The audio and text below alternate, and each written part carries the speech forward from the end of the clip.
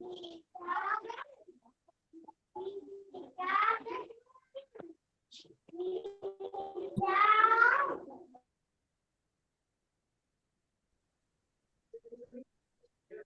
हरियंताणम नमो सिद्धाणम नमो हयरियाणम नमो वज्रायणम नमो लोये सव साहुणम एसो पंच नमोकारो सव पावपणास्नो मंगलानां च सर्वेषां परमं हवै मंगलम।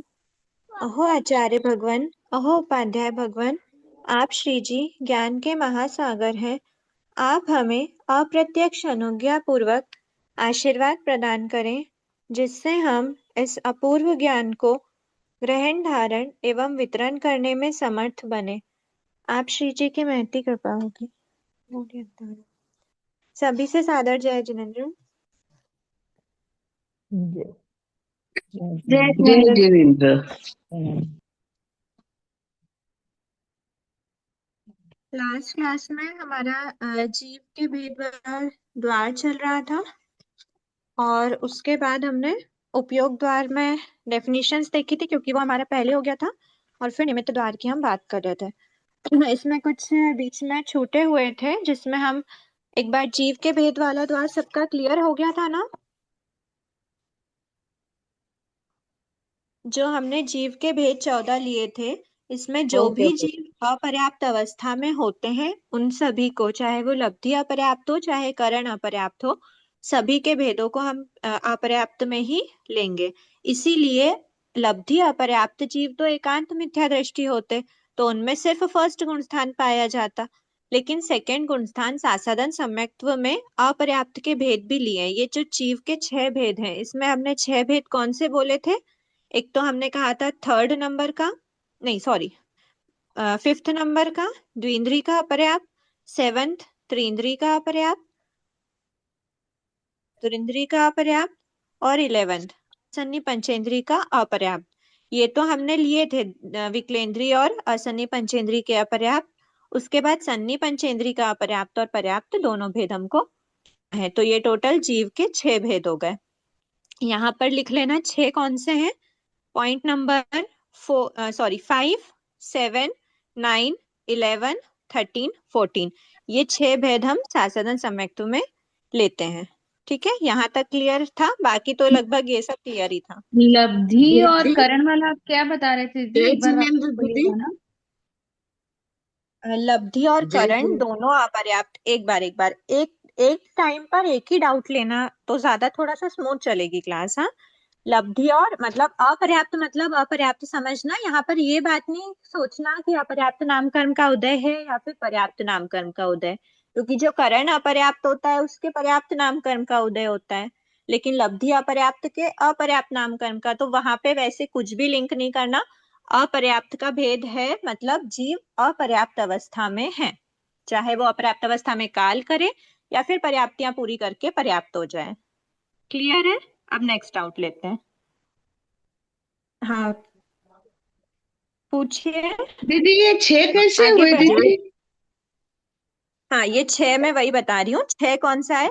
क्रमांक 5th, 7th, हम्म 9th, हम्म 11th, यस 13, ठीक। 14। अच्छा ठीक है। 14 भी लेना है पर्याप्त? हाँ, ओके। 14 तो बिल्कुल साधारण सम्यक तो सन्नी पंचेंद्री पर्याप्त में हो गई ना। हाँ बराबर। वो तो बिल्कुल कॉमन 14th जो भेद है वो बहुत कॉमन भेद है। उसमें आपको नहीं, अगर आप वापस, अपन सभी अपर्याप्त ले रहे थे ना, इसलिए वो मैं पर्याप्त छोड़ चुकी थी। हाँ नहीं, ठीक है अपर्याप्त तो ले रहे आगे। थे किस लिए? पर सन्नी में तो अपर्याप्त पर्याप्त दोनों पर्याप्त अवस्था में। जैसे हम इसको ना थोड़ा सा प्रैक्टिकल समझना। अगर कोई जी जीव प्रथमोपशम करता है तो वो कौन होता है? प्रथमोपशम की योग्यता में क्या बोला था हमने? मिथ्या सन्नी दृष्टि पंचेंद्री होता है। पर्याप्त हम्म है ना। सन्नी पंचेंद्री पर्याप्त होना कंपलसरी है। अगर प्रथमोपशम सम्यक्त्व वाला कोई जीव, मतलब एक अगर केस स्टडी के हिसाब से रखते हैं कि प्रथमोपशम सम्यक्त्वी जीव है और वो सासाधन सम्यक्त्वी बना, क्योंकि औपशमिक सम्यक्त्वी जीव ही सासाधन सम्यक्त्व में जाता है, मतलब प्राप्त करता बराबर। है। तो अगर सन्नी पंचेंद्री पर्याप्त जीव ने प्रथमोपशम सम्यक्त्व प्राप्त किया और फिर वो जघन एक समय या 6 आवलिका के अंदर अंदर क्या हो श्यावलिका। गया? सासाधन सम्यक्त्व में गया। तो कौन है वो जीव? सन्नी पंचेंद्री पर्याप्त ही है ना। पर्याप्त वाला है। ओके हाँ ठीक है, ठीक। आगे बढ़ते हैं। में करण अपर्याप्त नेक्स्ट और हमें लब्धि अपर्याप्त दोनों लेंगे ना? दोनों समझना, वहां पे अपर्याप्त में करण और अलब्धि में नहीं उलझना। अपर्याप्त अवस्था, अब अपर्याप्त अवस्था में काल कट जाए या पर्याप्ति पूरी करके मतलब पर्याप्त बन जाए, कुछ भी है। अपर्याप्त अवस्था है मतलब उसको उस भेद में लेना है। ठीक है। अब ये जो निमित्त द्वार था इसको एक बार फिर से देख लेते हैं। निमित्त का क्या अर्थ है कि कौन कौन से रीजंस से जीव इस गुण स्थान में टिका हुआ है, ये हम लेते हैं निमित्त द्वार में, है ना। तो निमित्त मतलब क्या क्या निमित्त बन रहे हैं।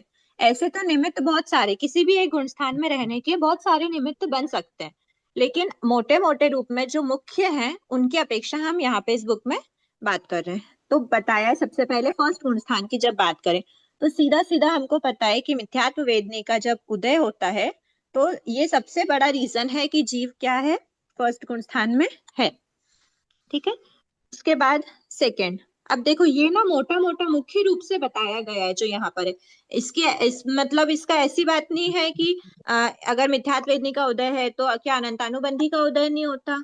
अनंतानुबंधी चतुष्क का कंपलसरी उदय होता है, बंध होता है कंपलसरी। लेकिन हम क्या बोल रहे हैं, मोटे मोटे रूप से समझ रहे हैं, मुख्य रूप से क्या रीजन बन रहा है इस इन गुण स्थानों में रहने का, उसको हम निमित्त द्वार में देख रहे हैं।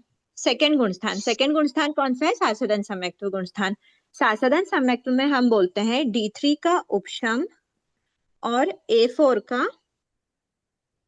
का क्या होता है सासदन में, प्रथमोपशम हो या द्वितीयोपशम हो। प्रथमोपशम या द्वितीयोपशम दोनों में अगर कोई कंपलसरी चीज होती, मतलब प्रथमोपशम से आया हुआ हो या फिर द्वितीयोपशम से आया हुआ हो, उसमें कंपलसरी चीज होती है बंध।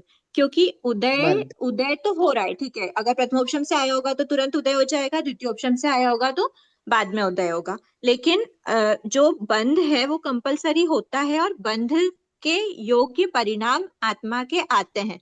जैसे ही D3 के उपशम की अवस्था तो चलती आ रही थी, जब हम प्रथमोपशम की बात करते हैं उसमें ये हमने सासदन का बताया था कि प्रथमोपशम का काल पूरा हुए बिना ही जीव के A4 का बंध स्टार्ट हो जाता है। बंध या फिर बंध प्लस उदय, मतलब बंध तो कंपलसरी स्टार्ट हो रहा है, तो बंध के योग्य जो भी परिणाम आए तो वो D3 के उपशम की अवस्था तो वैसे भी चल ही रही थी और इसमें भी है। लेकिन मुख्य रूप से हुआ क्या, तो वो ये हुआ कि जीव के इसी इसी टाइम पर, मतलब वो यहाँ तक उसका अगर अगर पूरा प्रथमोपशम या द्वितीयोपशम का काल अगर पूरा कंप्लीट करता वो, तो उसके बाद फिर उसके त्रिपुंज का क्या होता, उनमें से किसी का भी एक का उदय होता। लेकिन अभी उसका उपशम की अवस्था में ही उसके क्या हो गए, A4 के बंध योग्य परिणाम आत्मा के हो गए, A4 के बंध योग्य परिणाम हो गए। उस वजह से जीव ने A4 का बंध स्टार्ट कर दिया, बंध स्टार्ट करा मतलब वो सेकेंड गुण स्थान में आ गया। ठीक है। ये भी डाउट नहीं हो प्लीज म्यूट करके रखना। और जो जो भी डाउट्स हैं एक बार हम लास्ट में लेने के भाव रखेंगे, जो भी एक्सप्लेनेशन या कोई भी डाउट एक बार उसके बिना आगे कंटिन्यू नहीं हो पा रहा है तो ही अपने उपयोग से अपने विवेक से वो डाउट लेना क्लास में, एल्स नहीं। ठीक है, लास्ट में लेने के भाव रखते हैं तो क्लास एकदम स्मूथ चलेगी। सेकंड गुण स्थान में आया किस वजह से, A4 के पुष्पा जी प्लीज म्यूट कीजिए ना। A4 के बंध योग्य उसके परिणाम आए। ठीक है, तो ऐसे काशायिक परिणाम, काशायिक मतलब कषाय से युक्त, काशायिक परिणाम जब जीव के A4 के बंध योग, A4 मतलब अनंतानुबंधी चतुष्क के बंध योग्य काशायिक परिणामों के कारण से जीव क्या किस में आ जाता है, सेकंड गुण स्थान में आ जाता है। दी एक थर्ड की बार हमने फिर से बात करी थी, समझाइए ना, ये सेकंड वाला नहीं समझ में आया, वापस समझाइए ना। इसमें क्या समझ नहीं आया आपका? नहीं, वो जो आपने A4 का बंद बताया ना, वो उपशम वाला, वो त्रिपुंज वाला, वो समझ में नहीं आया कॉन्सेप्ट। देखो प्रथमोपशम या द्वितीयोपशम, सासाधन में जीव कौन से सम्यक्तु से आता है, प्रथमोपशम से आता है और द्वितीयोपशम से आता है। कोई भी ऑप्शन होना चाहिए, प्रथमोपशम या हाँ, द्वितीयोपशम। प्रथमोपशम और द्वितीयोपशम में D3 की क्या अवस्था रहती है, उपशम की रहती है। उपशम की रहती है, बराबर।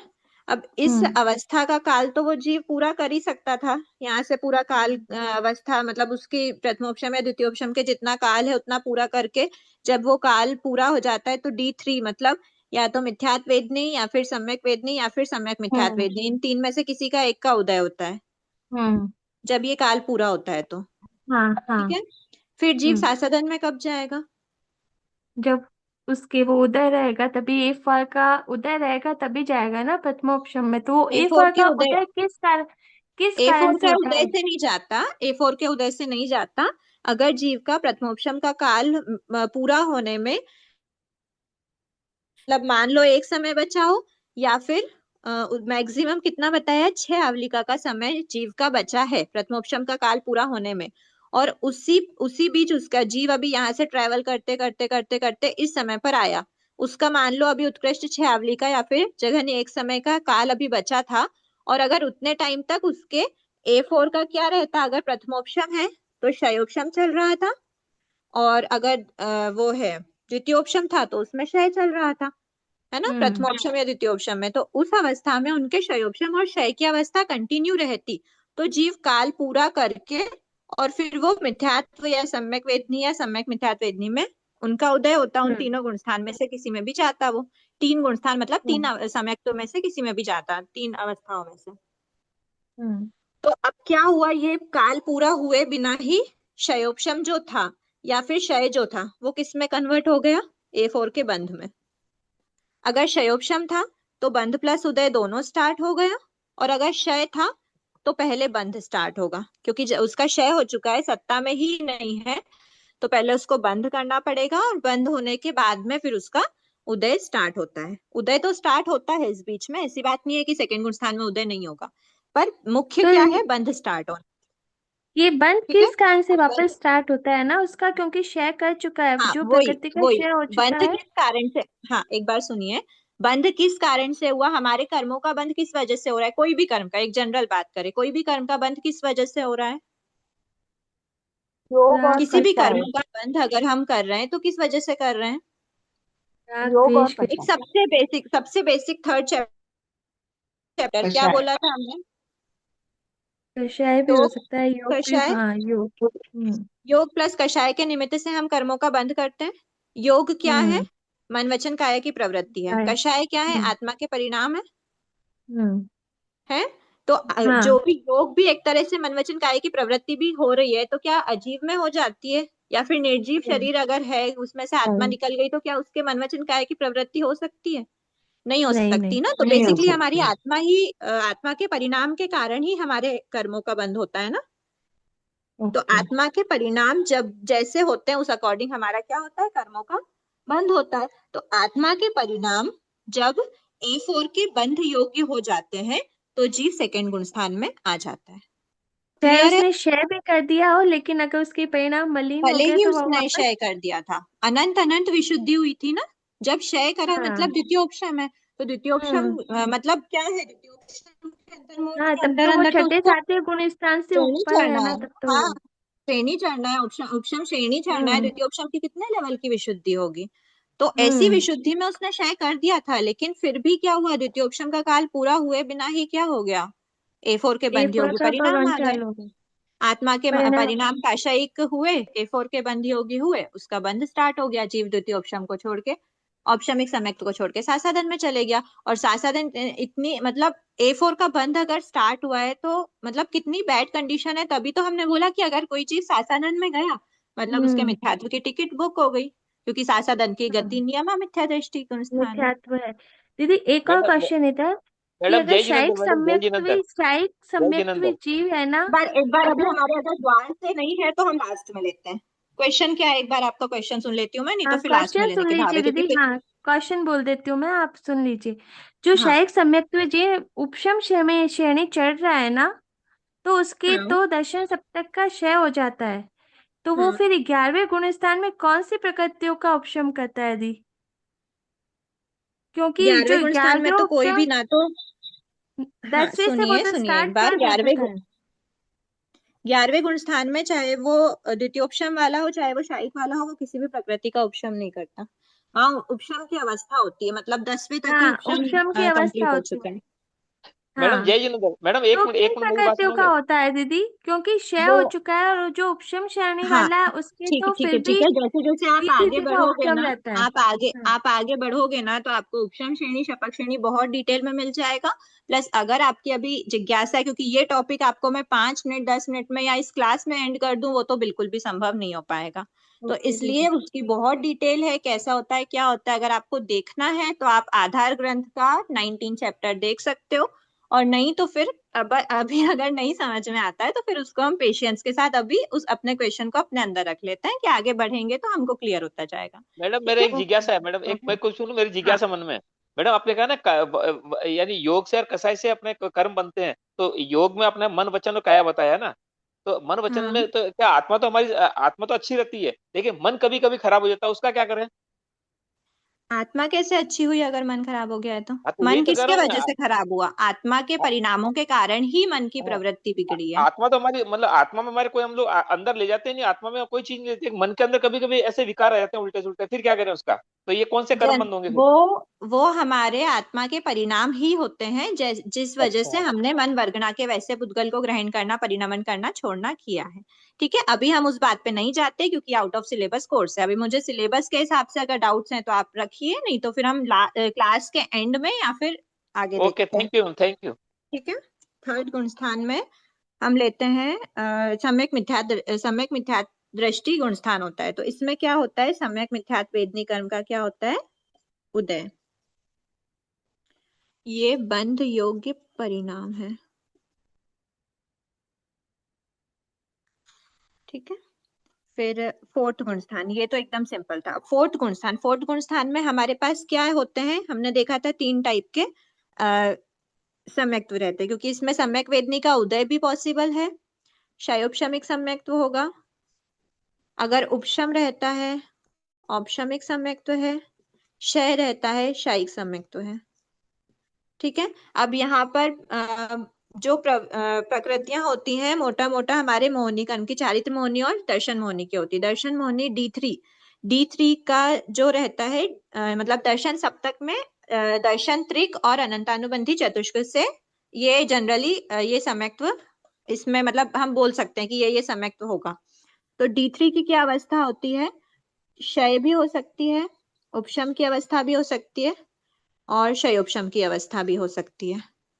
इन तीनों अवस्था और A4 की क्षय या फिर क्षयोपशम की अवस्था जो भी होती है वो क्षयोपशमिक रहती है। औपशमिक में क्या होता है? औपशमिक में हम बोलते हैं D3 का तो कंपलसरी उपशम होता है, और A4 का क्या रहता है? औपशमिक 2 टाइप का होता है। प्रथमोपशम है तो क्षयोपशम होगा, द्वितीयोपशम है तो क्षय होगा। और शायिक सम्यक्त्व में D7 का क्या रहता है? क्षय रहता है। मतलब D3 का भी क्षय रहता है, A4 का भी क्षय रहता है। तो D3 के क्षय उपशम या क्षयोपशम, ठीक है, यहाँ भी उपशम है यहाँ भी क्षय है, मतलब क्षय उपशम क्षयोपशम हमारे पास ये 3 पॉइंट्स हैं दर्शन त्रिक के। और अनंतानुबंधी चतुष्क के क्या रहता है? क्षय अथवा क्षयोपशम। जब ऐसी अवस्था होती है तो ये अवस्था निमित्त बनती है जीव के फोर्थ गुण स्थान की। अब वो फोर्थ गुण स्थान में इनमें से कोई भी सम्यक्त्व वाला हो, ऐसा। ठीक है। अब हम बात करते हैं फिफ्थ गुण स्थान की। फिफ्थ गुण स्थान में हमें पता है जीव किस वजह से आता है। यहां तक तो वो अविरत था। जब जीव के AP4 अप्रत्याख्यानावरण चतुष्क का क्या हो जाता है? क्षयोपशम होता है। अभी तक फोर्थ गुण स्थान तक इन गुण स्थानों में जीव का क्या चल रहा था? अनंतानुबंधी चतुष्क, मतलब फर्स्ट और सेकंड में तो अनंतानुबंधी चतुष्क का भी उदय था। थर्ड गुण स्थान में तो एक बार के लिए सिर्फ हम अप्रत्याख्यान बोल सकते हैं, अप्रत्याख्यान, प्रत्याख्यानावरण और संज्वलन। फोर्थ में भी अप्रत्याख्यान, प्रत्याख्यानावरण और संज्वलन। इनका कंपलसरी क्या चल रहा था? उदय। कंपलसरी नहीं बोलेंगे संज्वलन का। संज्वलन का क्षयोपशम भी पॉसिबल है, उदय भी पॉसिबल है, क्षयोपशम भी पॉसिबल है। ये क्यों? किसी के पास आंसर है क्या? चलो एक बार थोड़ा सा आगे बढ़ते हैं तो शायद आपको आंसर मिल जाएगा। AP4 का क्या है? क्षयोपशम है फिफ्थ गुण स्थान में, क्योंकि अभी तक AP4 का क्या चल रहा था? उदय चल रहा था। अप्रत्याख्यान कषाय का उदय चलने के कारण से जीव किसी भी व्रत प्रत्याख्यान को आंशिक रूप में भी स्वीकार नहीं कर पा रहा था। इसीलिए फिफ्थ गुण स्थान में वो फिफ्थ या ऊपर में नहीं पहुंचा। पर जब फिफ्थ में आया तो किस वजह से आया? वो अप्रत्याख्यान आवरण का शयोपशम करके। जैसे अभी मान लो हम श्रावक के गुण स्थान में, फिफ्थ गुण स्थान में है, तो हम क्या कहेंगे? हमने हमारे अप्रत्याख्यान आवरण चतुष्क का क्या हुआ है? अप्रत्याख्यान चतुष्क का शयोपशम हुआ है। ठीक है, मतलब उदय नहीं है, ये बात है। इसमें मैंने ऐसा बोला है कि शयोपशम हुआ है, उदय नहीं है। ठीक है, ये हम इसको निमित्त में लिखेंगे नहीं, लेकिन हम अंडरस्टूड है ये बातें कि हमको पता है कि उदय नहीं है, हमारा शयोपशम है। अब एक बात ये समझना, संज्वलन का हमारे उदय भी है, शयोपशम भी है। अब ऐसा कैसे हो सकता है कि इस प्रकृति में तो उदय नहीं है अगर शयोपशम है तो, और यहाँ पर हम बोल रहे हैं कि शयोपशम? मतलब अभी ये बात नहीं जनरली देखना कि शयोपशम कौन सी प्रकृति का हो रहा है, कौन सी का नहीं हो रहा। अभी बस इतना समझना कि AP4 में तो हम बोल रहे हैं कि अभी तक उदय था, पर अब हम कैसे आए फिफ्थ गुण स्थान में? जब हमारे प्रत्याख्यानावरण का तो क्या हो रहा है? प्रत्याख्यानावरण कषाय क्या करता है? सर्ववृत्ति रोकता है, मतलब सर्ववृत्ति नहीं आने देता। तो इसीलिए इसका तो हमारे उदय चल रहा है, इसका हमने शयोपशम नहीं करा, इसका हमारे उदय है, शयोपशम नहीं है। और AP4 का हमारा शयोपशम हो गया। अब अप्रत्याख्यान का उदय नहीं है, इसलिए अब हम प्रत्याख्यान मतलब आंशिक रूप से प्रत्याख्यान ग्रहण कर सकते हैं, पर सर्व रूप से क्यों नहीं कर सकते? क्योंकि हमारे प्रत्याख्यानावरण का उदय है, उसका हमारे शयोपशम नहीं बोल सकते। तो एक बार के लिए बताइए कि ये ऐसा, इन दोनों में डिफरेंस कैसे हुआ? किसी का उपयोग लग रहा है? हमने पढ़ के रखा है ये, और ये हमने अभी डिप्लोमा में नहीं पढ़ा, ये हमने इंटरमीडिएट में पढ़ा था।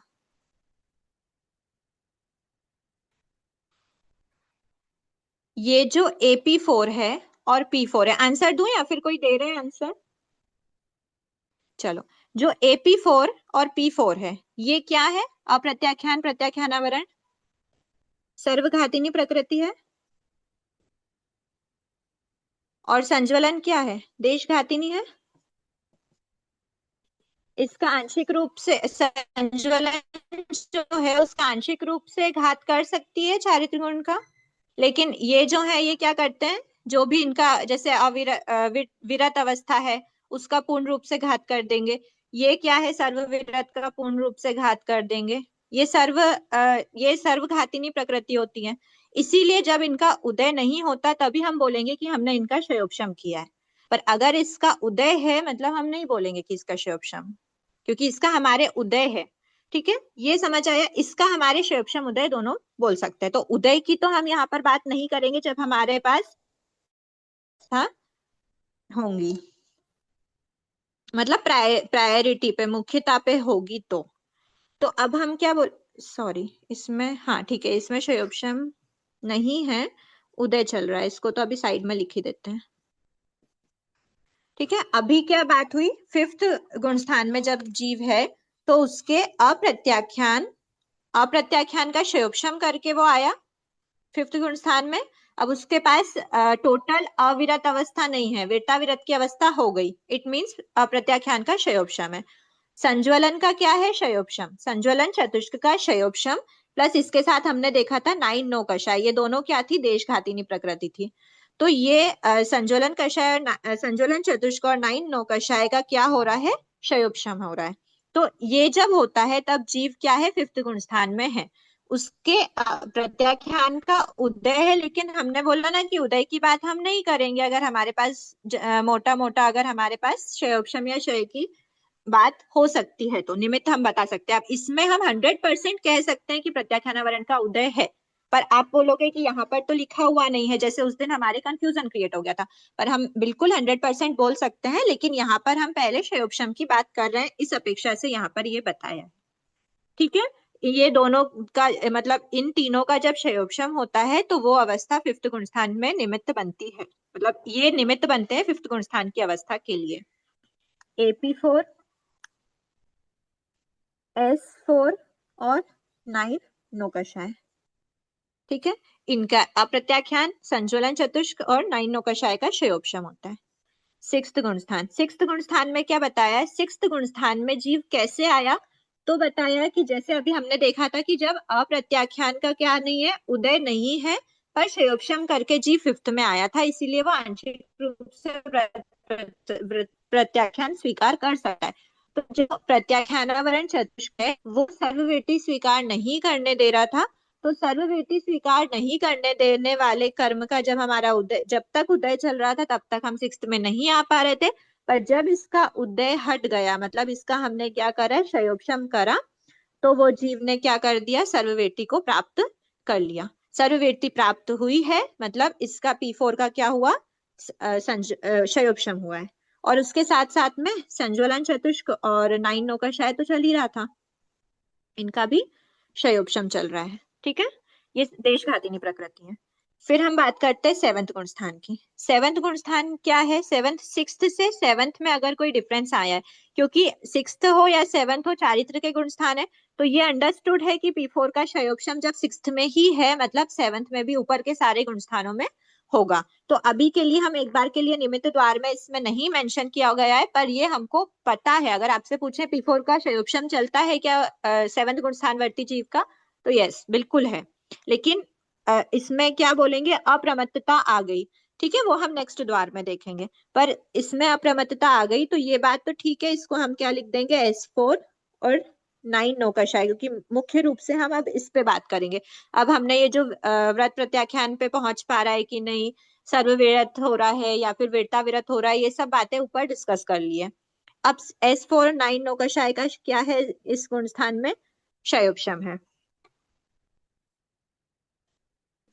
फिर उसके बाद एट्थ गुण स्थान में भी सेम बात होगी, सातवें आठवें में एक साथ लिख लेते हैं, सातवें आठवें दोनों गुण स्थान में S4 और 9 नौकाशाय का क्षयोपशम निमित्त है। उसके बाद फिर जीव नाइन्थ गुण स्थान में जब आता है, तो नाइन्थ गुण स्थान में क्या होता है, प्रारंभ में तो क्या होता है, S4 और जैसे कि ऊपर बात करी थी हमने, S4 और 9 नौकाशाय का क्या चल रहा होता है, क्षयोपशम चल रहा होता है। ठीक है, लेकिन बाद में क्या होता है, संज्वलन चतुष्क, उसमें जब, क्योंकि ये क्या है, श्रेणी वाला जो गुण स्थान है, मतलब ये भी श्रेणी का ही गुण स्थान है, लेकिन इसमें श्रेणी के मतलब उपशम और क्षय की हमने, अगर आपको ध्यान हो तो ऐसा पढ़ा था एट्थ गुण स्थान में जब हम बात करते, शायद इसमें ही हमको मिल जाएगा, जो राजा वाली जो बात हमने कहा था। देखो यहाँ पर है कि यद्यपि आठवें गुण स्थान में जीव चारित्र मोहनी की किसी भी प्रकृति का उपशम, ये पेज नंबर 9 पर है, उपशम नहीं करता, तथापि जिस प्रकार भविष्य में राजा बनने वाले, ऐसी बात है। और जब उपशम की जो प्रोसेस स्टार्ट होती है, प्रकृतियों का उपशम आना कहाँ से होता है, तो वो नाइन्थ गुण स्थान से स्टार्ट होता है। एट्थ गुण स्थान में सिर्फ एक प्रिपरेशन की जाती है, पर नाइन्थ गुण स्थानों में जीव उसका उपशम या फिर क्षय करता है। उपशम करता है तो उपशम श्रेणी चल रहा है, और अगर क्षय कर रहा है तो वो शपक श्रेणी चल रहा है। तो बिगनिंग में वो भी कुछ एक ड्यूरेशन के बाद में होता है, स्टार्टिंग में कुछ प्रोसेस होती है, उसके बाद में फिर उन प्रकृतियों का, चारित्र मोहनी की प्रकृतियों का उपशम या फिर क्षय स्टार्ट करता है। तो थोड़ी प्रारंभ की स्टेज में तो ये रहता है कि S4 और 9 नौकाशाय का क्या है, क्षयोपशम, और बाद में क्या होता है, बाद में S संज्वलन चतुष्क और जो 9 नौकाशाय है, इनकी जो प्रकृतियां होती हैं, ये टोटल कितनी प्रकृति हो गई, 9 नौकाशाय में से भी, मतलब हाँ ठीक है, इनकी ये जो प्रकृति हो गई, इनका अगर उपशम श्रेणी चढ़ता है तो उपशम करता है, और अगर शपक श्रेणी चढ़ता है तो क्षय करता है। ठीक है, और उसके अलावा कुछ प्रकृति का क्या क्या रहता है, क्षयोपशम भी रहता है। ठीक है, तो ये जब आप डिटेल में जब उपशम श्रेणी शपक श्रेणी पढ़ोगे तो आपको पता चलेगा। अभी बस इतना समझना कि इसमें पहले इनिशियल में तो जैसे अभी हम कुछ जनरल प्रोसेस होती है नाइन्थ गुण स्थान में, जिसमें हम चारित्र मोहनी की प्रकृतियों से छेड़छाड़ नहीं करेंगे, तो उस समय पे उनके S4 और 9 नौकाशाय का क्षयोपशम ही रहता है एज यूजुअल, मतलब एज बिफोर। उसके बाद फिर बाद में क्या होता है, तो इनमें कुछ प्रकृतियों का उपशम, कुछ का क्षय, वो श्रेणी पे डिपेंड करेगा। और कुछ प्रकृतियां ऐसी होती हैं जिनका क्या करता है, क्षयोपशम भी चल रहा होता है। ठीक है, अब जीव जब 10th गुण स्थान में आया तो 10th गुण स्थान में क्या है? 10th गुण स्थान में सिर्फ और सिर्फ संज्वलन लोभ का क्या चल रहा होता है? क्षयोपशम। सिर्फ संज्वलन लोभ का क्षयोपशम होता है। रेस्ट जितनी भी चारित्र मोहनी की प्रकृतियां हैं उन सभी का क्या हो चुका होता है? अगर उपशमक श्रेणी है तो सबका उपशम हो चुका होता है, और अगर शपक श्रेणी है तो सबका क्षय हो चुका होता है। तो अगर आपसे पूछेंगे कि ऐसा कौन सा गुण स्थान है जिसमें सिर्फ एक प्रकृति को छोड़ के बाकी चारित्र मोहनी की सारी प्रकृतियों का उपशम हो गया हो या फिर क्षय हो गया हो, तो वो कौन सा गुण स्थान होगा? 10th गुण स्थान। और 9th गुण स्थान में कुछ प्रकृतियों का उपशम क्षय भले ही हुआ हो, लेकिन कुछ का क्षयोपशम भी चलता रहता है। ठीक है, लेकिन यहाँ पर संज्वलन लोभ के अलावा किसी भी प्रकृति का क्षयोपशम नहीं चल रहा होता, बाकी सबका क्षय या फिर उपशम कर दिया होता है। 9th गुण स्थान के एंडिंग तक कर देते हैं, सिर्फ संज्वलन लोभ बचता है। ठीक है, फिर उसके बाद फिर 10th तक की हमारी बस गड़बड़ दिख रही थी। 11th में तो हमने देख ही लिया था कि चारित्र मोहनी का पूर्ण मतलब 10th गुण स्थान में जो संज्वलन लोभ का क्षयोपशम चल रहा था, वो संज्वलन लोभ का क्षयोपशम भी क्या हो गया? 10th गुण स्थान तक ही रहा। 11th में जैसे ही जीव आया तो चारित्र मोहनी की सारी प्रकृति, अब हम जो अभी तक इसको छोड़ रहे थे, इसका भी क्या हो जाता है? उपशम हो जाता है, और वो जीव 11th गुण स्थान में चला जाता है। और अगर क्षय हो जाता है, शपक श्रेणी से चल रहा है, तो जीव 12th गुण स्थान में चला जाता है। तो हम बोलेंगे कि 11th गुण स्थान में चारित्र मोहनी का जितनी भी प्रकृति है सबका पूर्ण उपशम होता है, और 12th में चारित्र मोहनी कर्म का पूर्ण क्षय निमित्त है। ठीक है, 13 हमने देख ही लिया था कि ज्ञानावर्णी दर्शनावर्णी अंतराय का पूर्ण क्षय हो गया, लेकिन योग का सद्भाव है। योग का सद्भाव होने से सहयोगी जीव के 13 गुण स्थान होता है, और जब योग का अभाव होता है और सिर्फ अघाती कर्मों का उदय होता है तो 14 गुण स्थान कहलाता है। अब अघाती कर्म का मैंने उस दिन भी बताया था, अघाती कर्म का तो 1 से 13 तक सभी में उदय चल रहा था। अगर आपसे पूछे कि कौन से गुण स्थान में अघाती कर्म का उदय है, तो सिर्फ 14 नहीं लिखना, फिर वो 1 से 14 सभी होंगे। ठीक है, अभी निमित्त द्वार में किसी के डाउट है? नहीं तो फिर आगे देख सद्भाव लेते हैं। निमित्त को एग्जैक्ट वर्ड क्या बोलेंगे दीदी, इजी वे में? सद्भाव योग का सद्भाव को निमित्त से रिलेट नहीं करना, योग का सद्भाव वो एक वर्ड है पूरा। योग का सद्भाव और योग का अभाव, मतलब योग का सद्भाव मतलब योग एक्टिव है।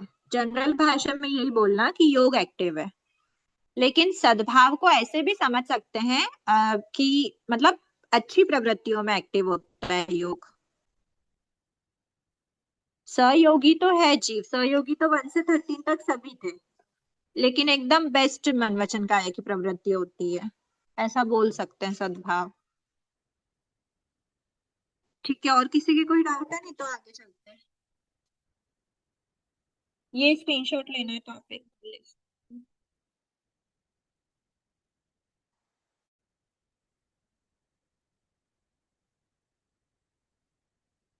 ठीक है, अब हम नेक्स्ट देखते हैं कारण द्वार।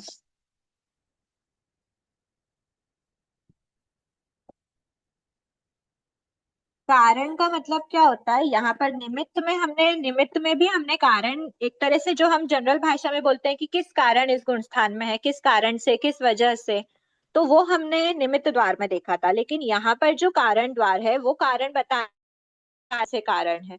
तो कर्म बंध के ऐसे तो हमने बहुत सारे कारण देखे थे, लेकिन मुख्यतः जो कर्म बंध के कारण यहाँ पर बताए गए हैं वो 5 कारण है, जिनको हेतु भी बोलते हैं। हेतु मतलब वही एक किस कारण से वो, मतलब कौन कौन से कारण से जीव कर्मों का बंध कर रहा है, वो हमको कारण द्वार में देखना है। तो 5 कारण होते हैं कर्म बंध के। मतलब ऐसे तो कर्म बंध के कितने कारण हमने देखे अभी तक? कितने देखे हैं हमने? कितने टाइप के? टाइप का देखा था सबसे पहले। कर्म बंध के दो रीजन कौन से होते हैं? योग और कषाय। राग और द्वेष। राग द्वेष। भगवान ने कर्म बंध के मुख्यतः 2 कारण बताए हैं, राग और द्वेष। ये सबसे इनिशियल में पढ़ा था। फिर उसके बाद सेकंड टाइप क्या बताया था? किस टाइप से बताए थे हमने कर्म बंध? योग और कषाय। नहीं, नहीं, 8 कर्मों के कर्म। 8 कषाय। ओके, टोटल कितने बंद के रीजन थे? 85। 85 ज्ञानावर्णी के रिकॉल कर लेते हैं फटाफट। ज्ञानावर्णी के, रचनावर्णी के, वेदनी के, अरे वेदने के 22 22 12 प्लस 10 थे ना? 10 10 प्लस प्लस 12 थे कि 12 प्लस 10 थे? 10 plus 12 सात वेदनी के 10 कितने plus थे? 10 छाता वेदनी के सात तो 10 12 है 10 plus सात वेदनी के 10 थे और सात वेदनी के 12 12 12 थे, तो टोटल 22 भेद थे। फिर मोहिनी कर्म के 8 6। 6 फिर ज्ञानावर्णी, रचनावर्णी, वेदनी, मोहिनी, आयुष्य के कितने थे? 16 4 4 4 4 मतलब 16। आयुष्य, फिर नाम कर्म, नाम कर्म के कितने रीजन थे? 16 8 तो वो अशुभ के फिर गोत्र कर्म के 8 एक मिनट, ये 16 नहीं थे शायद? ये 8 थे दूसरा, वो 16 है। गोत्र के 8 और 16 है, 4 नाम के 8 है। नाम के 8 ये कौन से थे 4 और 4? ये वक्त, काया काया की वक्र, वक्रता, मन वचन की वक्रता, वक्रता। वचन की वक्रता, हाँ बराबर। फिर गोत्र कर्म के 16 जाति कुल जाति कुल मल अंतराय अंतराय के 5 5। टोटल कितने हुए थे? 6 6 85 22 और 6। यहाँ पे टोटल हमारे कितने हो गए थे? 40 10 40 तो 28 इधर ही हो गए थे, हमने काउंट करा था ना। 6 6 6 18 और 22 40 तो यही हो गए थे। उसके बाद 45 निकले 16 8 16 और 5 टोटल 85 8 कर्मों के 85 रीजन हमने देखे थे ना। 8 कर्म के बंध के 85 कारण, ये हमने देखा था। तो ये टोटल हमने दूसरे प्रकार, मतलब ये सेकेंड टाइप से हमने कर्म बंध के रीजंस देखे थे। अब हम क्या बता रहे हैं कि कर्म बंध के थर्ड टाइप से क्या देख रहे हैं हम, कि 5 कारण होते हैं कर्म बंध के, है ना। मतलब 8 कर्मों के जो भी बात करें, मतलब टोटल 8 कर्म बात करें या फिर पूरी 148 प्रकृतियों की ही बात करें, सब में सबके बंध के कितने कारण हैं? 5 कारण है। तो वो कौन कौन से हैं? तो बताया, सबसे पहला है, एक बार इसको मैं रब कर लेती हूँ। मिथ्या 5 कारण बताए हैं, मतलब अपेक्षा से। ऐसा नहीं है कि अब आपसे पूछेंगे तो आप कंपलसरी बोलोगे कि नहीं 2 होते हैं, नहीं 85 होते हैं, नहीं 5 होते हैं। अलग अलग अपेक्षा से बताया गया। यहाँ पर किसी अपेक्षा से बताया कि कर्म बंध के 5 कारण होते हैं। कौन से होते हैं? सबसे पहला बताया है मिथ्यात्व। मिथ्यात्व के कारण से जीव क्या करता है? कर्मों का बंध करता है। सेकंड बताया है अविरति। मिथ्या तो अवृत्ति प्रमाद अविरति मतलब क्या होता है? आंशिक रूप से भी व्रत प्रत्याख्यान स्वीकार नहीं, उस वजह से भी जीव क्या करता है? कर्मों का बंध करता है। थर्ड है प्रमाद। प्रमत्त अवस्था में रहते हुए जीव कर्मों का बंध करता है। फोर्थ गुण स्थान है कषाय। कषाय के निमित्त से या कषाय के कारण से, जब भी कषाय का उदय होता है जीव के, तो क्या करता है? वो कर्मों का बंध करता है। और उसके बाद है योग। जब भी योग की प्रवृत्ति होती है जीव के, शुभ अशुभ कैसी भी प्रवृत्ति हो, जीव के शुभ प्रवृत्ति में भी कर्मों का बंध होता है। जीव के मतलब जीव में योग की शुभ प्रवृत्ति होने पर भी, मन वचन काया की शुभ प्रवृत्ति होने पर भी कर्मों का बंध तो होता ही है। ठीक है, ये हमारे 5 कारण बताए। अब ये देखना है कि हम कितने मतलब ये बहुत अनुप्रेक्षा वाला द्वार है कि मिथ्यात्व मतलब अनादि काल से हम क्या कर रहे थे? 5 ही रीजन से कर्मों का बंध कर रहे थे। अनादि काल से हम किस गुण स्थान में थे? मिथ्या दृष्टि गुण स्थान में। अभी से नहीं पूछा, बट अनादि काल से तो थे ना। तो मिथ्या दृष्टि, फर्स्ट मिथ्या दृष्टि गुण स्थान में रीजन क्या था? मिथ्यात्व रीजन था। हाँ, अविरति थी, क्योंकि जब मिथ्यात्व हटता है, मिथ्यात्व के हटने के बाद, क्योंकि हमने देखा ना, जो हमने 8 भंग बताए थे, किसके थे 8 भंग? ज्ञान, क्या थे?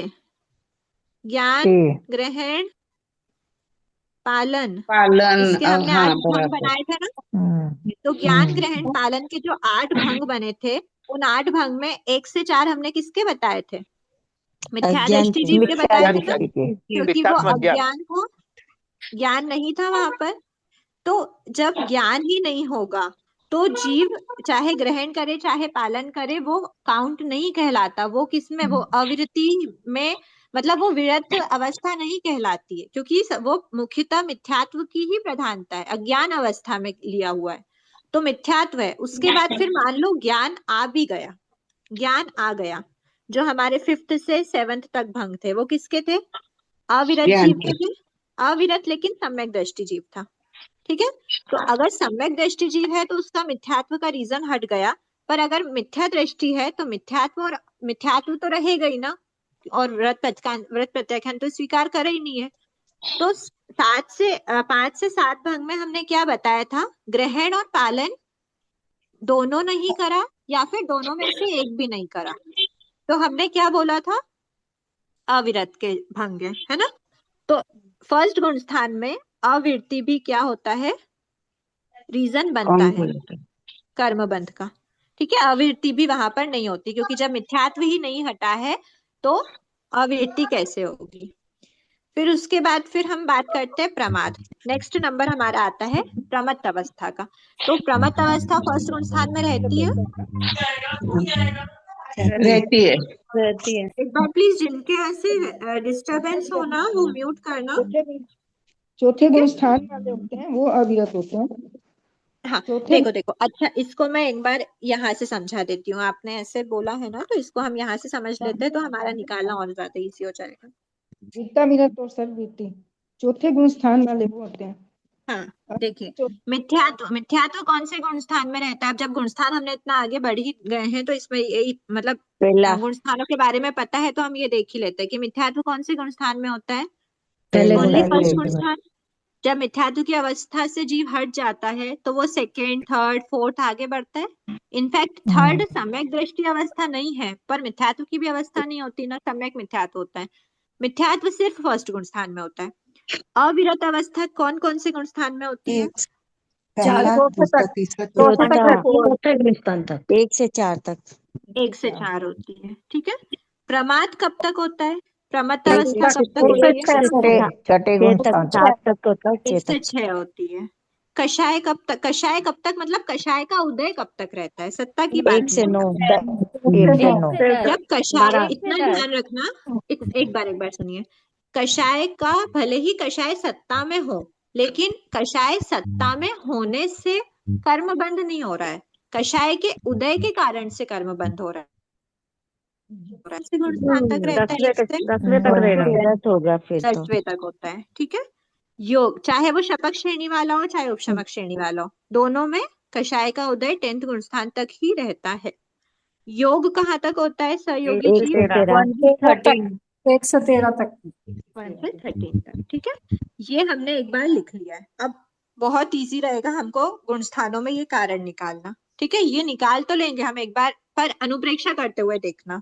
सबसे पहले बात करें फर्स्ट गुण स्थान की। फर्स्ट गुण स्थान में क्या आ रहा है? मिथ्यात्व आ रहा है, अविरत, प्रमाद वाला भी, मतलब ऐसे समझो कोई फर्स्ट गुण स्थानवर्ती जीव है, उसके अंदर मिथ्यात्व भी है, मिथ्यात्व के कारण से भी कर्मों का बंध कर रहा है, अविरत अवस्था भी है, प्रमाद भी, प्रमत्त अवस्था में भी है, वो कषाय का भी उदय है उसमें, और उसकी योग की भी प्रवृत्ति, मतलब पांचों ही कारण से जीव क्या कर रहा है? कर्मों का बंध कर रहा है, फर्स्ट गुण स्थानवर्ती जीव। अब कोई जीव सेकेंड गुण स्थान में आया, उसके क्या माइनस हुआ? यहाँ पर ये माइनस हो गया, ओनली फर्स्ट में था ये, तो ये तो माइनस हो गया है। अब यहाँ पर सब में सेकेंड सेकेंड सेकेंड है ना, मतलब 4 रीजन, क्योंकि वो जीव अभी कोई भी व्रत प्रत्याख्यान स्वीकार नहीं किया हुआ है, अविरति के कारण से वो कर्मों का बंध कर रहा है। वो जीव प्रमत्त अवस्था में है, कषाय का उदय है, योग भी, तो 4 है इसमें, 4 है, मतलब हमने किसको माइनस किया है?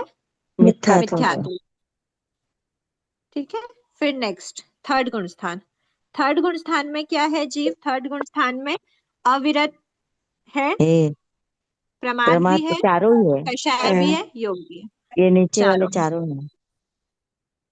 क्या फोर्थ गुण स्थान में जीव आंशिक रूप से प्रत्याख्यान स्वीकार कर पाता है कि नहीं अविरत अवस्था होती है? नहीं, चारों ही रहते हैं। अविरत अवस्था होती है ना? हम्म, अविरत भी मतलब होती है, प्रमाद की अवस्था भी होती है, कषाय और योग चारों ही होते हैं। फिफ्थ गुण स्थान में क्या होता है? अविरत होता है क्या जीव? अविरत हट जाएगा, फोर्थ गुण अविरत हट स्थान तक ही जाएगा। रहता है अविरत जीव। हम बात कर रहे हैं हाँ, फिफ्थ गुण स्थान की।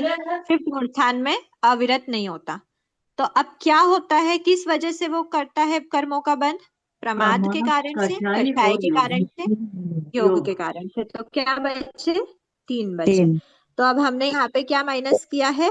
मिथ्यात्व और अविरत। अविरत। ठीक है। फिर सिक्स्थ गुण स्थान आया। सिक्स्थ गुण स्थान में क्या हुआ? क्या प्रमाद हट गया? नहीं हटा, कषाय योग तीनों रहेंगे। मिथ्यात्व तो नहीं है, अविरत भी नहीं है, सर्वविरत बन गया है। प्रमाद है क्या सिक्स्थ गुण स्थान में? ये प्रमाद, कषाय का उदय भी है, योग भी है। तो तीनों ही है। ठीक है। सेवंथ गुण स्थान है।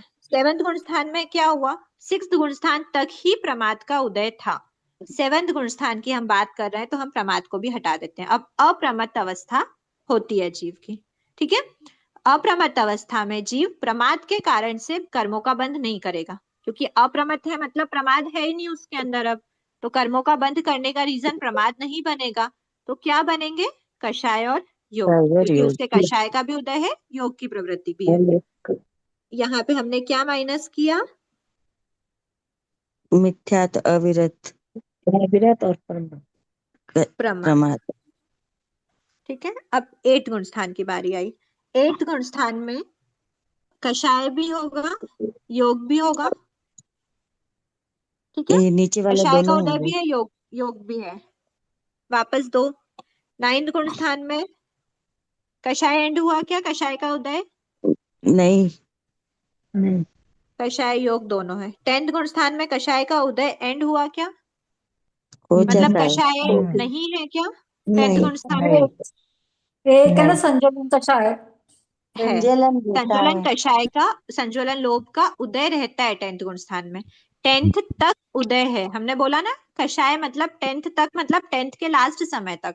तो पूरे 10th गुण स्थान के पूरे समय में जितना भी काल है, सब में कषाय का उदय तो है ना। सकषायी अवस्था है ना 10th गुण स्थान में। इसीलिए कषाय के उदय से क्या होता है? जीव कर्मों का बंध करता है, कषाय के निमित्त से, कषाय के कारण से। फिर 10th गुण स्थान में हमारा क्या हो गया? कषाय भी उदय खत्म हो गया। अब हम आते हैं 11th गुण स्थान में। 11th गुण स्थान में जीव क्या करता है? कषाय से भी रहित हो जाता है, अकषायी अवस्था आ जाती है, लेकिन सहयोगी है, योग एक्टिव है। तो ये चारों रीजन तो माइनस हो गए, लेकिन योग के कारण से जीव क्या करता है? कर्मों का बंध करता है। मिथ्यात्व भी नहीं है, अविरति भी नहीं है, प्रमाद में प्रमाद ही भी नहीं कषाय, है, और 11th कषाय गुण के स्थान आ गया। यहाँ पे उसके कषाय सत्ता में है, लेकिन उदय में नहीं है, तो कषाय भी हम माइनस कर देंगे। तो क्या हो गया? सिर्फ योग के रीजन से क्या करता है? जीव कर्मों का बंध करता है। ठीक है। 12th गुण स्थान। 12th गुण स्थान में क्या हुआ? योग है, कषाय तो नहीं है, सत्ता में भी नहीं है, उदय में भी नहीं है।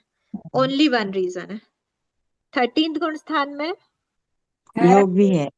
योग भी है। 14th गुण स्थान में योग नहीं है, अयोगी हो गया।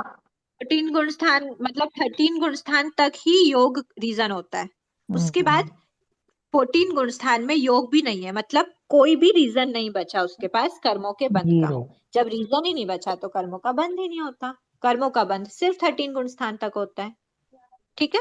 तो यहाँ पर हम माइनस कर देंगे पांचों ही, जो भी है, मिथ्यात्व, अविरत, प्रमाद, प्रमाद, कषाय, कषाय योग। और योग। ठीक है। ये सब हमने क्या कर दिया? माइनस कर दिया, तो हमें 0 मिल गया। ये क्लियर हुआ है सबका? एक बार स्क्रीनशॉट ले लेना। एकदम अच्छे से हो गया।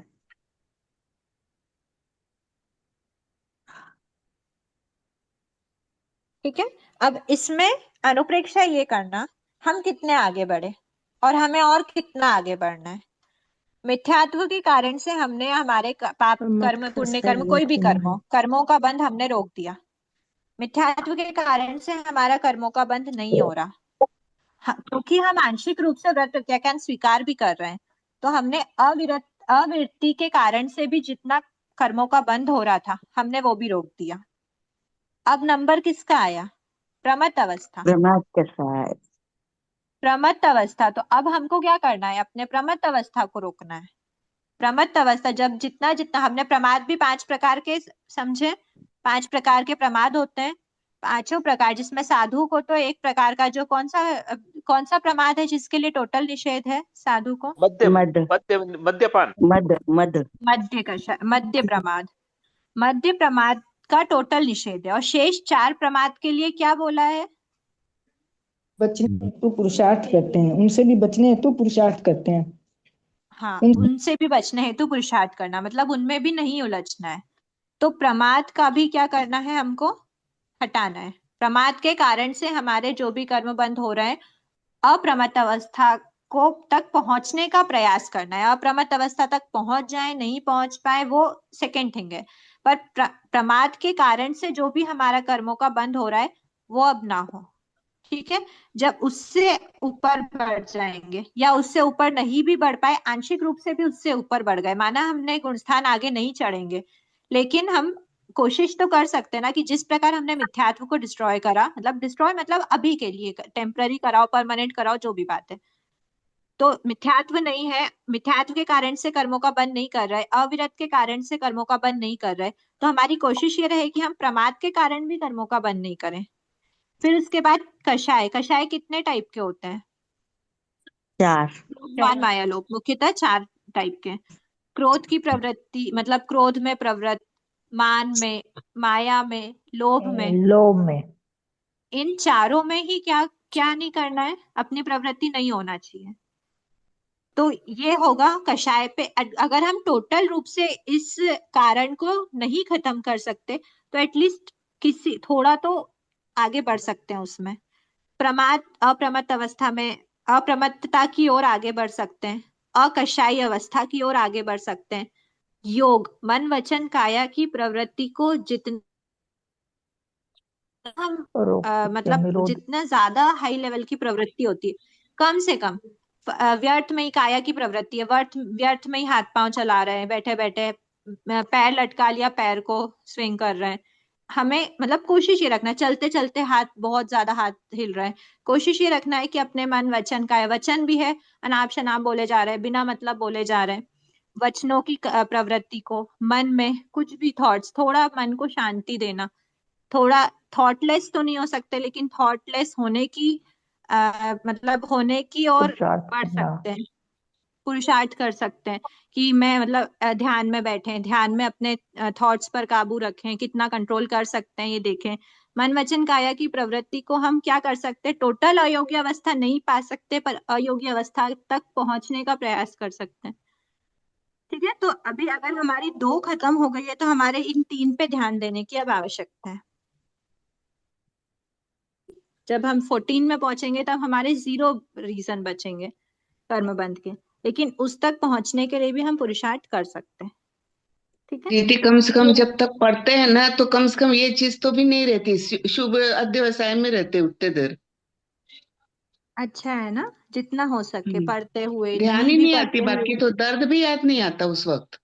मैडम इसमें संयम तो लेना पड़ेगा ना, हाँ संयम तो लेना देखो पड़ेगा ना। संयम संयम लेने की सिर्फ बात नहीं होती है कि संयम ही लेना है और उसके बाद ही मतलब ये सब अवस्थाओं तक। अभी हम क्या, मैंने क्या बोला, टोटल अप्रमत्त अवस्था पे नहीं पहुंच पा रहे, टोटल अकषाई अवस्था नहीं है, टोटल अयोग्य अवस्था तक नहीं पहुंच पाए, तो एटलीस्ट उस तक पहुंचने का प्रयास तो कर सकते हैं। श्रावक व्रत है, श्रावक व्रत क्या है? महाव्रत का अणुव्रत है। अगर महाव्रत ये तक नहीं पहुंच सकते तो अणुव्रत तक पहुंच सकते हैं, उसमें जी उत्तरोत्तर जी, वृद्धि कर सकते हैं। ठीक है, चलो करेंगे मैडम, करेंगे।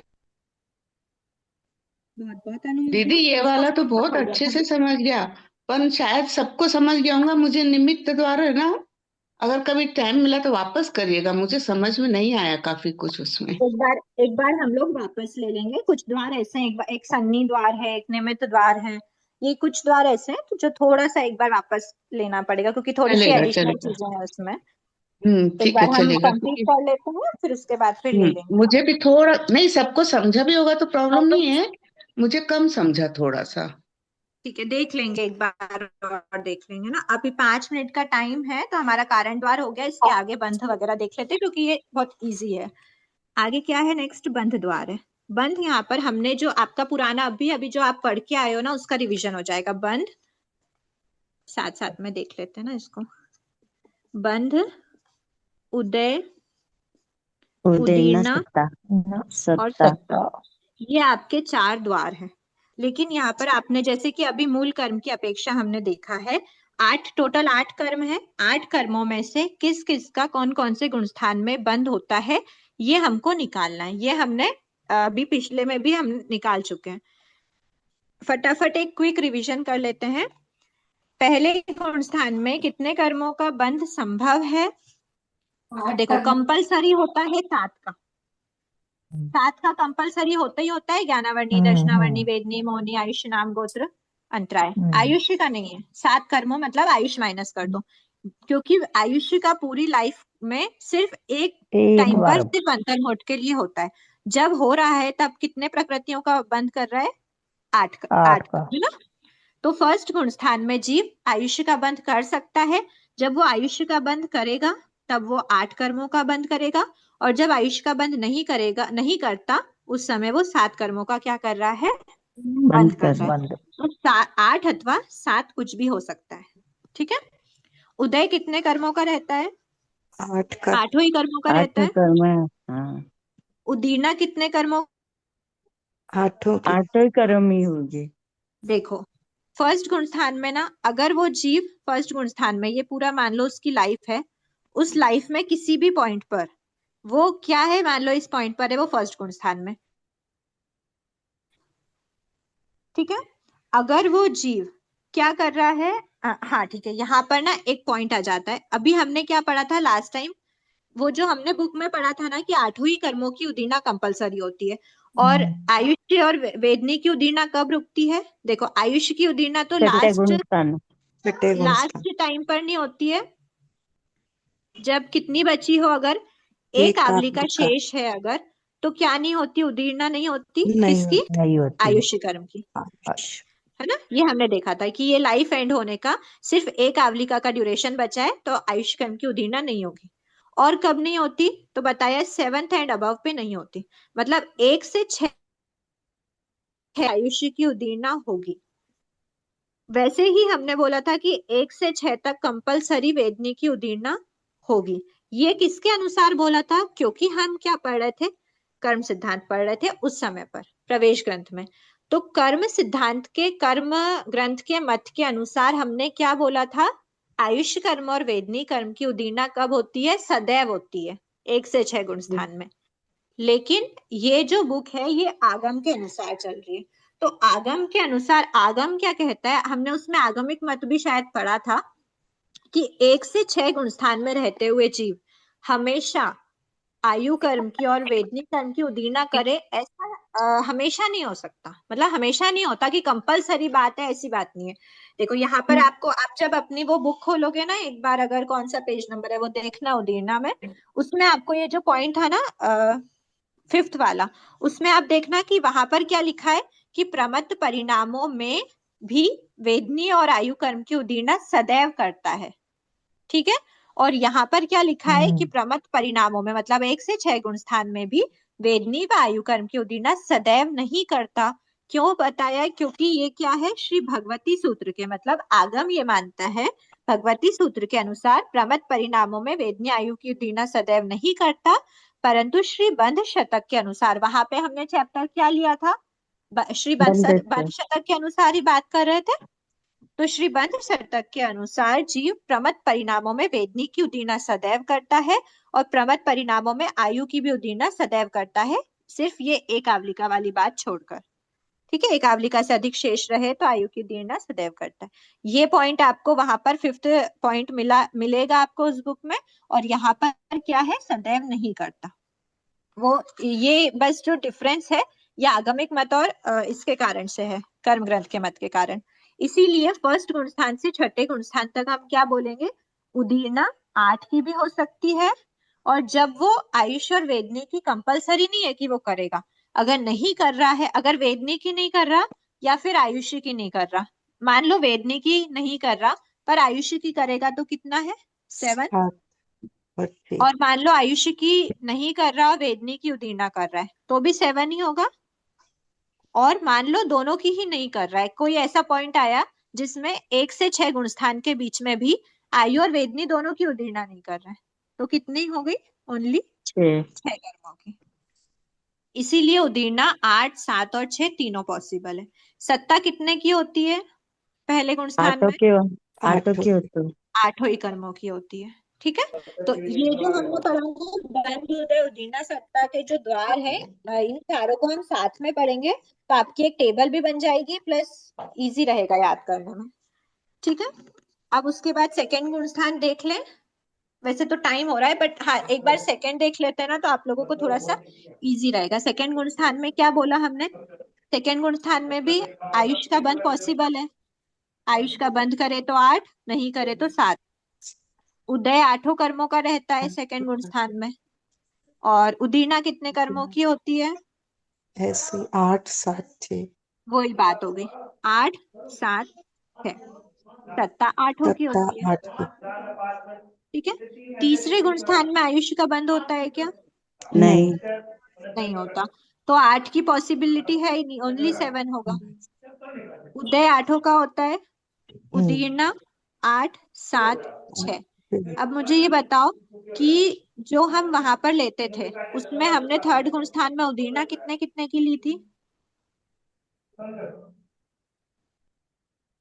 आठों की समय ली पे, थी।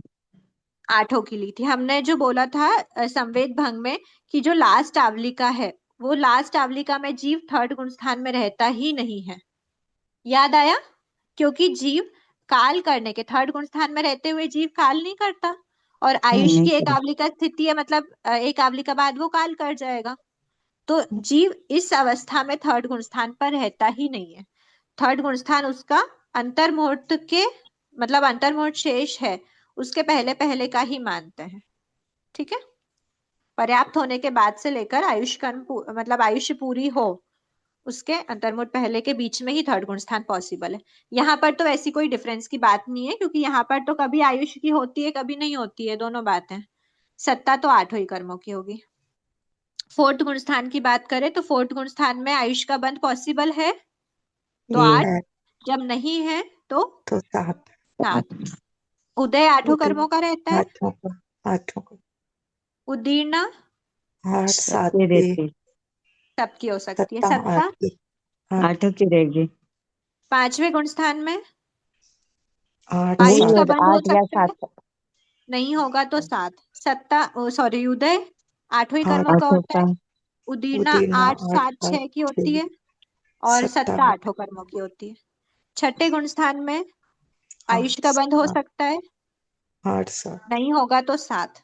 उदय 8 का होता है, उदीर्णा 8 8 6 7 7, सत्ता 8 की होती है। आठों की। सातवें गुणस्थान में 2 डिवीजन हो जाते हैं, ध्यान आया, एक तो हाँ होता है एक संख्येतम भाग का, एक अगर एक हाँ संख्येतम भाग में जीव मतलब 6th गुणस्थान में आयुष्य बंध किया उसने, और मतलब आयुष्य बंध प्रारंभ किया और करते करते उसके अप्रमत्त अवस्था आ गई, तो एंडिंग कहाँ करता है वो 7th गुणस्थान में कर सकता है। एक तो एक संख्येतम भाग संकेतन तक भाग। आयुष्य का बंध पॉसिबल है, हम्म, उसके बाद वाला जो काल होता है उसमें क्या है, उसमें ओनली 7। 7 होती है। और अगर वो जीव ऐसी कोई अवस्था में नहीं है, जनरल है, तो आयुष का बंध नहीं करेगा, तो 7 है। और बाद में तो 7 रहते ही रहता है। उदय 8 का ही रहता है, उदीर्णा, अब देखो यहाँ पर क्या आ गया 7वां, अप्रमत्त गुण स्थान आ गया। अप्रमत्त गुण स्थान में कंपलसरी 6 आयुष्य और की वेदनी की नहीं होगी, नहीं तो होगी कितनी होगी, 6 6 6 की। 6 की होगी। कंपलसरी हम आयुष्य और वेदनी को हटा देंगे। माइनस किसको करा है? आयुष्य और वेदनी। ठीक है, ये पूरा है 7वां गुण स्थान, ध्यान रखना। बाद में और पहले में दोनों में सेम चलते हैं, उदय वगैरह। सत्ता तो 8 की होगी। ठीक है, और उसके बाद 8वां गुण स्थान भी एक बार देख लेते हैं। 8वें गुण स्थान में बंध कितने का होगा? कंपलसरी 7 7 7 7 का का ही होगा, वहां पे आयुष का बंध नहीं होता। उदय 8 का रह सकता है, 8 का होगा। उदीना 6 की रहती है, ये सत्ता 8 8। की। अब 8 इसमें कर्म सत्ता, करें। हाँ ठीक है, 8वें कर्मों की पॉसिबल है। अगर शपथ श्रेणी वाला है तो उसके नहीं, इसमें तो सबकी रहती है। हाँ हाँ, ठीक ठीक ठीक। 9th में तक ठीक है, रहती तो है ना, मूल कर्म की 10वें तक अपेक्षा रहती बात है। कर रहे हैं ना? हाँ हाँ हाँ, मूल कर्म की अपेक्षा बात कर रहे हैं। 9th गुण स्थान में आयुष का 7 बंध नहीं होगा। 7 और उदय कितने का होता है? 8 8 8 कर्म करेगा। उदीर्णा 6 6 की। और सत्ता। 10वें गुण 8 स्थान 8 में कर्म। मोहिनी कर्म का बंध होता है क्या? मौनी होता है। कर्म का बंध नहीं, नहीं होता। बंध संतुलन नहीं का। होता। तो अच्छा 6 का बंध उदय होता है। है। हाँ, क्या माइनस किया यहाँ पर? मोहिनी। मोहिनी कर्म। आयुष का तो बंध कर ही नहीं रहा था, मोहिनी का भी नहीं कर रहा, तो 6 का बंध होता है। और उदय कितने में होते हैं? मोहिनी का उदय होता है क्या 10th गुण स्थान में? होता हाँ, है। बंध नहीं होता लेकिन उदय होता है। उदीना होती है क्या? 6 की। ये होती है। इसमें मोहिनी वो कर्म हो की हो जाएगा। सकती है, उदय है ना, अभी उदय है तो उदीना हो सकती है। ठीक है, लेकिन इसमें क्या हो जाता है? उदीना कब तक होगी? एक अगर आवली वो का शपथ शेष श्रेणी रहेगा। वाला है। एक अगर शपथ श्रेणी, हाँ सुनो, शपथ श्रेणी वाला जीव है तो उसके लास्ट एक आवली का बचेगी तो उदीना रुक जाएगी ना। यस 10th गुण स्थान में अगर चरम शपथ श्रेणी आवलिका वाला के जीव है, उसको यहाँ मोहिनी कर्म की सत्ता खत्म करके 12th गुण स्थान में जाना है। कि लास्ट एक आवलिका की जो स्थिति रहती है उसकी उदीर्णा पॉसिबल नहीं है, तो इसीलिए द्विचरम आवलिका तक, डीसीएस तक तो 6 कर्मों की उदीर्णा पॉसिबल है ना। अगर डीसीएस है 10th गुण स्थान का द्विचरम, डीसीएस नहीं डीसीए, द्विचरम आवलिका है, द्विचरम आवलिका तक 6 कर्मों की उदीर्णा पॉसिबल है। पर अगर चरम आवलिका है तो चरम आवलिका तो में 5 कितने की होगी? 5। 5 की उदीर्णा होगी। सत्ता कितने की रहती है? 8 8 की। सभी की रहेगी। 11वां गुण स्थान है, 11वें गुण स्थान में क्या होगा? 11 गुण स्थान में 6 की बंध का, रहेगी। बंध बंद कितने का? उसका ज्ञानवाणी दर्शनावणी इनका बंद रुक जाएगा ना सबका। सबका 5 कर्मों का बंध क्या होता है? रुक जाता एक है। कौन एक कौन का से 5 बंध। का बंध रुकता है? ज्ञानावनी, दर्शनावनी, अंतराय, मोहिनी। नहीं, मोहिनी तो पहले रुक गया 9th में। वेदनीय नाम और ज्ञानावनी आज गोत्र किसका रुकता 3 है? रहेंगे। नहीं नहीं नहीं नहीं, नाम गोत्र भी हट जाता है। 5 कर्मों का बंध रुकता है, ज्ञानावर्णी, दर्शनावर्णी, अंतराय, नाम गोत्र। 10th के लास्ट समय तक ही इनका बंध होता है। और जब हाँ, जीव अकषायी अवस्था में आता वेदनीय है आगे तब वेद ओनली में एंड रहेगा ओनली क्या? सातवा वेदनी। वेद में रहेगा, वेदनी है। सातवा वेद में का रहेगा। सिर्फ 7 वेदनी का क्या होता है? ओनली वेदनी है यहाँ पर, है ना, सिर्फ वेदनी का बंध करता है। 8 कर्मों की का उदय रहता है। कितने का उदय रहता है 11th गुण स्थान में? 8 का 7 नहीं, मोहिनी का मोहिनी उदय नहीं निकल रहेगा। उपशम मोहिनी निकल अवस्था है। जाएगा। हाँ, उपशम अवस्था 7 है ना, निकलेगा नहीं, सत्ता में है पर उदय में नहीं आएगा। 7 कर्मों का रहता है। फिर यहाँ पर क्या? उदीर्णा, उदीर्णा 5 कितने की होगी? 5 की। 5, क्योंकि मोहिनी है ही नहीं। और सत्ता कितने की होती है? 8 उदय 7 का 7 है पर सत्ता 8 की 8 होती है। 12वें गुण स्थान में, 12वें गुण स्थान में क्या होगा? एक का ही बंद एक होगा। वेदनी है। उदय कितने का होता है? 12वें में तो 7 निकल जाए। 7 नहीं, 12वें में उदय तो रहता है, सबका रहता है। सबका 7 रहता है का ना, रहता है। सत्ता नहीं है, मोहिनी का क्षय हो चुका है, पर 7 का तो उदय रहेगा और 7 की हाँ ही सत्ता होती है। हाँ मोहिनी की सत्ता चली गई है, 12वें गुण स्थान की बात हाँ। कर रहे हैं। इसमें 2 बात होती है, ज्ञानावर्णी, दर्शनावर्णी, अंतर। और द्विचरमावलिका में तक तो ये 5 रहते हैं। फिर 2 हो जाएंगे। द्विचरमावलिका तक कितने की होती है? 5 की 5 की। उदीर्णा होती है। और चरम हाँ, आवलिका में किसकी होती है? 2 की। तो चरा मावलिका में किसकी तो हटेगी? नाम और गोत्र। ज्ञानावर्णी, दर्शनावर्णी और अंतराय का क्षय करना है। ज्ञानावर्णी, दर्शनावर्णी, अंतराय का क्षय करना है, तो लास्ट आवलिका में उसकी उदीर्णा नहीं करेंगे, 3 हटा देंगे तो 2 बची, नाम और नाम गोत्र। गोत्र। ये 2 की उदीर्णा करता है। ठीक है, 12 गुण स्थान तक हो गया। 13 और 14 में जो बात है, 13 और 14 कैसे, कहाँ लिखो, जगह खत्म। चलो 13 14 देख लेना, एक बार आप इसका स्क्रीनशॉट ले लीजिए। दीदी टाइम हो गया ना, 9-10 हो गए। हाँ हाँ हाँ, बस एंडिंग पे ही है, कंप्लीट हो ही गया वो, ऐसा लग रहा था कि अभी सिर्फ स्टार्टिंग कर दी जाए। ठीक है, और 13th और 14th में क्या बताया कि 13th में भी बंध कितने का होता है, एक बार इसका स्क्रीनशॉट हो गया है क्या? हो गया 13 में 4 कर्मों का बंध होता है ना? हो गया नहीं, मैडम। बंध तो एक का ही होगा, बंद तो वेदनी एक का का ही है। बंध तो एक का ही होगा। 3 गुण स्थान में बंध एक का ही होता है, वेदनी कर्म का। वेदनी, उदय कितने हाँ। का रहता है? यहाँ पर तो 7 का 4 उदय, 4 4 7 का उदय था, 4 लेकिन ज्ञानावर्णी, दर्शनावर्णी, अंतराय का क्षय कर दिया, सिर्फ 4 घाती अघाती कर्मों का क्या बचा? उदय उदय। बचा, और 4 की ही सत्ता सत्ता। बची। ठीक है, उदीर्णा कितने की पॉसिबल है? 2 दो। की, 2 की 2 की ही पॉसिबल है। वेदनी और आयुष्य सत्ता में है, उदय में है, लेकिन उदीर्णा नहीं होती क्योंकि वो अप्रमत्त अवस्था है। ठीक है, 14वें गुण स्थान में क्या होता है? 0 बंद किसी 0। का बंध नहीं होता। बंध तो कुछ भी नहीं होता, हम्म, बंध तो 0 का होता है। उदय कितने का होता है? 4 4 4 4 उदीर्णा कितने की होती है? 0 नहीं दीदी नहीं, कुछ भी नहीं उदीर्णा क्यों होगी। नहीं होती 14 गुण स्थान में? योग नहीं है ना। योग नहीं है योग ना। नहीं है, अयोग्य योग के अवस्था। प्रेजेंस में ही उदीर्णा संभव है। योग अयोग्य अवस्था कितने की होती है? 4 4 4 चारों की रहती है। अघाती कर्मों की सत्ता होती है। अब आप खाली स्क्रीनशॉट ले सकते हैं, पहला और दूसरा गुण स्थान का सेम था। ठीक है, 13 14 ऊपर लिखे हैं। ये हमारा संवेद भंग जैसी ही बात आ गई, पर हमने चारों द्वार को एक साथ देख लिया है। ठीक है, अभी यहाँ तक आप एक बार पढ़ के रख लेना, जो भी स्पष्टीकरण है ये सब आपका पढ़ा हुआ ही है। तो हाँ दीदी सही, स्क्रीनशॉट बराबर है। तो ले ये लेना। हमारा 7 द्वार तक कंप्लीट हो गया है। ठीक है, हाँ कोई कुछ पूछ रहा है क्या? स्क्रीनशॉट लेना है दीदी। हाँ